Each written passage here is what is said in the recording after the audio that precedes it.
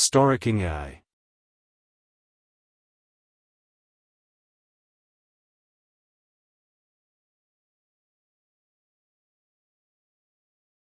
कहानी शुरू होती है एक घने सुंदर जंगल से, जहां हर तरफ हरियाली थी, पक्षियों की चहचहाहट थी और जीवन के रंग फैले हुए थे। उसी जंगल में रहता था एक नन्हा हाथी जिसका नाम था छोटू। छोटू छोटा था, मगर उसकी आंखों में बड़े बड़े सपने थे। वह दिन भर सोचता रहता कैसे वो नदी पार करेगा, ऊंचे पहाड़ चढ़ेगा और एक दिन सबसे साहसी जानवर बनेगा। उसकी माँ, एक समझदार और प्यारी हाथिनी, हमेशा उसे सिखाती कि बड़ा बनने के लिए सबसे पहले समझदारी, धैर्य और सीखना जरूरी होता है। छोटू के पास उसका एक प्यारा दोस्त भी था, मोती, एक शरारती और हंसमुख बंदर। मोती उसे जंगल की कहानियां सुनाया करता, खासकर उस नदी के पार के जंगल की, जिसे अभी तक छोटू ने कभी नहीं देखा था। छोटू का दिल मचलने लगा। वह जानना चाहता था, देखना चाहता था और अनुभव करना चाहता था वो सब कुछ जो अभी बस एक सपना था। एक सुबह सूरज की पहली किरणें जंगल को छू ही रही थी कि छोटू ने चुपचाप अपने घर से निकलने का फैसला कर लिया। बिना किसी को बताए वह जंगल के अंदर गहराई की ओर बढ़ चला। उसके पैर भारी थे, लेकिन उसका दिल उम्मीदों से भरा था। रास्ते में उसे अनजाने पेड़ पौधे, अजीब सी आवाजें और नए जानवर दिखे। छोटू डर रहा था, लेकिन रुका नहीं। कुछ ही देर में वो एक नदी के किनारे पहुंचा, वही नदी जिसके बारे में मोती ने उसे बार बार बताया था। नदी चौड़ी और तेज बहाव वाली थी। छोटू किनारे पर खड़ा रहा। उसके भीतर डर और उत्सुकता की लड़ाई चल रही थी। तभी एक काली पर चमचमाती चोंच वाला कौवा वहां आया। वह बुद्धिमान था, पूरे जंगल में उसकी समझदारी मशहूर थी। उसने देखा कि छोटू अपने डर से लड़ रहा है। कौवे ने कहा नहीं, लेकिन उसकी मौजूदगी और दृष्टि ने छोटू को समझा दिया कि हिम्मत करना अच्छा है, लेकिन समझदारी और तैयारी उससे भी जरूरी है। कौवे ने अगले कुछ घंटों में छोटू को सिखाया कि जंगल की आवाजों को कैसे पहचाना जाए, खतरे की गंध कैसे सूंघी जाए और जरूरत पड़ने पर खुद को कैसे छुपाया जाए।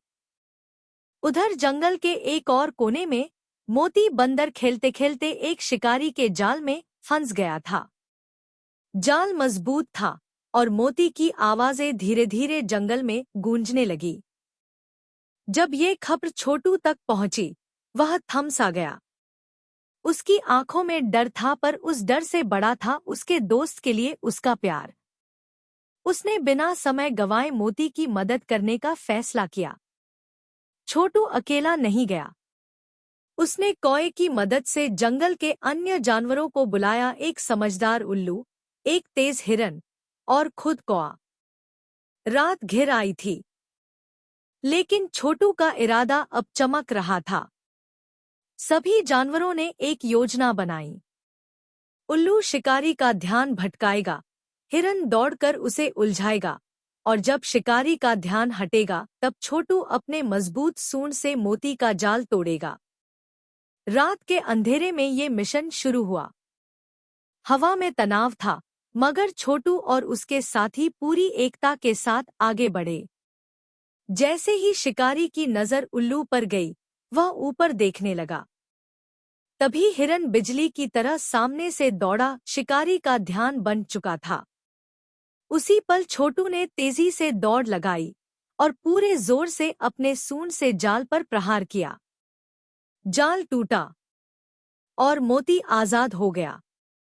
मोती की आंखों में आंसू थे, डर के नहीं, बल्कि अपने दोस्त के साहस पर गर्व के। जंगल के बाकी जानवर भी धीरे धीरे वहां पहुंचे और सबने मिलकर छोटू की हिम्मत की सराहना की।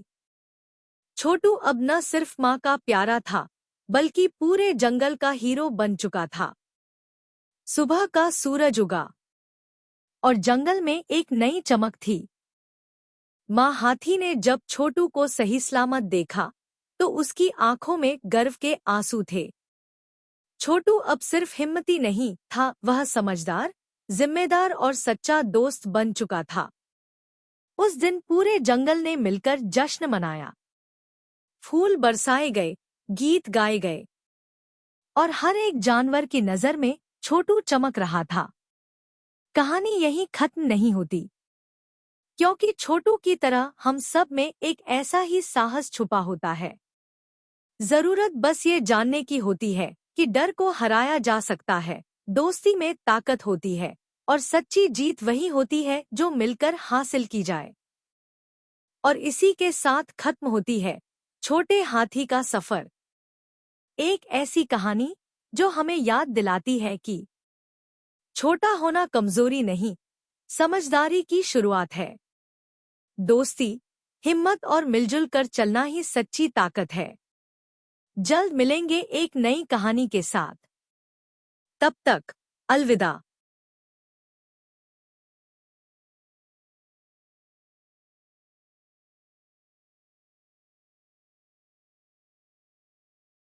Please like, share, subscribe.